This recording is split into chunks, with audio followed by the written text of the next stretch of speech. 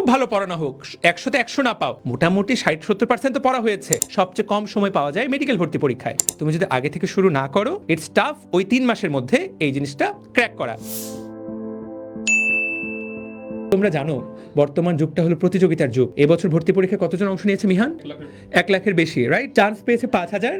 তার মানে তুমি বিশ্বাস করো আর না করো, এখানে কিন্তু একটা প্রতিযোগিতা আছে। এখন এই প্রতিযোগিতায় বিশ্বাস করো ভাইয়া, কারা জিতবে? প্রতিযোগিতায় উসাইন বোল্ট যেমন অনেক পরিশ্রম করে দৌড়ঝাঁপ শিখে ফার্স্ট হয়, এখানেও তো তাই। এখানে তো একটা প্রতিযোগিতা আছে, তুমি এটা অস্বীকার করতে পারবা না। আমরা যত মোটিভেশনাল কথাবার্তা বলি, বাট সেখানে দেয়ার ইজ এ কম্পিটিশন, একটা কম্পিটিশন কিন্তু ভাইয়া আছে। এখন এই কম্পিটিশনে যারা একটু এগিয়ে থাকতে চায় তাদের জন্য এই ব্যাচটা, যে ভাইয়া আমার স্বপ্ন মেডিকেলে পড়া, আমি ভাই মেডিকেলে পড়তেই চাই, এই ব্যাচটা তাদের জন্য। তোমাদের অনেকেরই অলরেডি কলেজের টেস্ট পরীক্ষা শেষ হয়ে গেছে, নাহলে আগামী 2 সপ্তাহের মধ্যে সবার কলেজের, বাংলাদেশ সবগুলো কলেজের টেস্ট পরীক্ষা শেষ হয়ে যাবে। টেস্ট পরীক্ষা অংশ নিচ্ছ, তার অর্থ আমি ধরে নিতে পারি তুমি শর্ট সিলেবাস চ্যাপ্টারগুলো একবার করে হলেও ভালো মতো পড়েছো। খুব ভালো পড়ানো হোক, 100-তে 100 না পাও, মোটামুটি 60-70% তো পড়া হয়েছে। এখন এই পড়া দিয়ে তুমি আলটিমেটলি আগামী 2-3 মাস পড়ালেখা করে এইচএসসিতে একটা A+ ক্র্যাক করে ফেলবা। কিন্তু তোমরা তো খুব ভালো করেই জানো যে মেডিকেল ভর্তি পরীক্ষায় এইচএসসির পরে মেডিকেল ভর্তি পরীক্ষা সবার আগে হয়, সবচেয়ে কম সময় পাওয়া যায় মেডিকেল ভর্তি পরীক্ষায়।